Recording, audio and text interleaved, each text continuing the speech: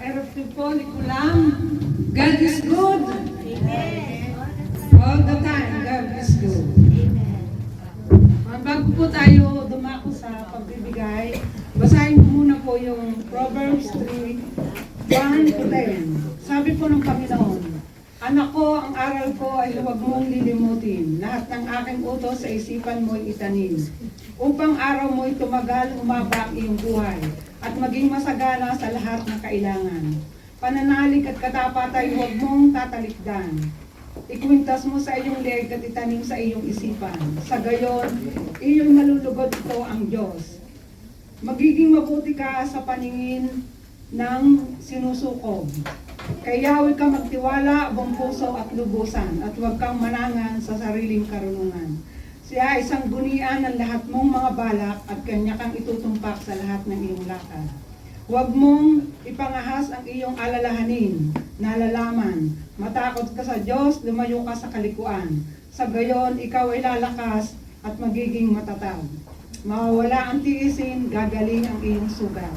Si Yahweh, handugan mo, bahagi ng kayamanan, pinakamainam na ani mo, sa kanya'y ibigay. Sa gayon, kamalig mo ay lagi ng aapaw, sisidlan ng inumin ay hindi nga matutuyuan. Napakabuti po ng Diyos, tunay nga po na kapag po siya yung sa kanya po tayo nagtiwala, inonor po natin siya sa lahat ng ating buhay, sa lahat ng aspeto. Tunay nga po, sinabi po niya na siya po talaga yung magkakaloob. Alam po natin ng lahat ng meron po tayo ay tunay nga po na galing sa Kanya. Sabi nga po kapag tayo nagbibigay, isa po yung way ng pagsamba po sa ating Panginoon, pag-honor po sa Kanyang katapatan, at tunay nga po na siya po yung talagang Diyos na tapat ngayon at papaalam hindi po nagbabago. Kaya po kung ano man po meron tayo, ay we acknowledge na galing po talaga lahat ito sa Kanya. Kaya po ang Diyos ay mabuti sa lahat ng bagay.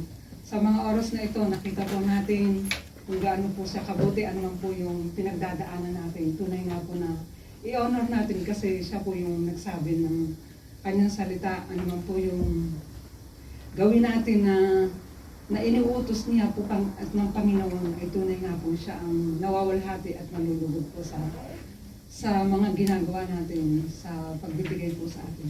Manalangin po tayo bago magbigay. Hallelujah, Lord, makapangyarihan sa lahat, dakila, tapat na Diyos na hindi nagbabago ngayon at magpakailanman.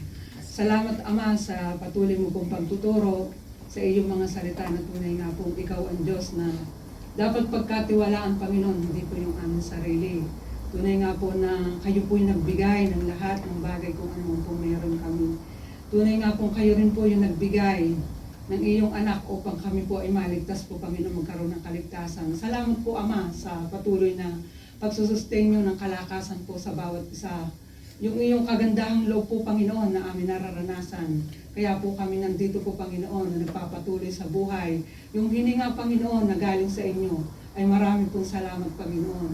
Yung lakas po namin, Panginoon, na nanggaling sa inyo, maraming pong salamat. Kaya po kami ay nakakapagpatuloy, Panginoon, at nandito sa iyong harapan po, Panginoon. Tunay na galing po ito sa inyo, Panginoon. Kaya po, dalangin po namin na patuloy po namin maranasan ang inyong habag at pagmamahal po, Panginoon. Turuan mo po kami, Panginoon. Lagi po, Panginoon, na magbigay po sa inyo po, Panginoon, dahil kayo po yung nagkakaloob ng lahat ng bagay na ito at nagbabalik po, Panginoon.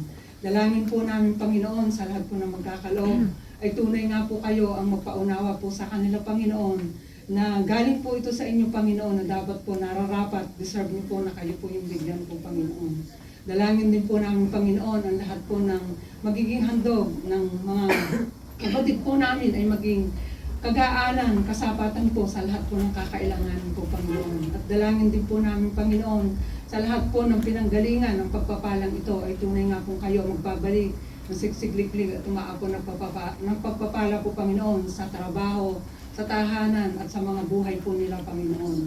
Alam po namin, Panginoon, na kayo po yung patuloy na magkakalog po, Panginoon. Higit po yung paglakad po namin buhay spiritual po, Panginoon. Kayo po yung tunay na magpaunawag ng turo po sa amin, Panginoon. Po, tunay nga po na ibinabalik namin sa gabi ito po, Panginoon. Yung pagmamahal, yung pagdakila, pagsamba at lahat po ng parangal sa iyong pangalan ng Diyos. Amen.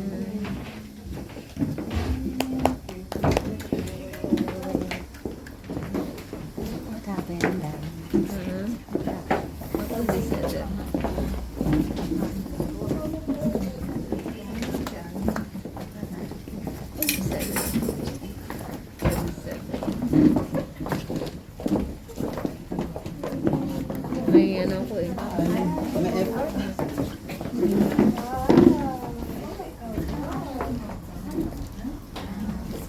Hola, pabor.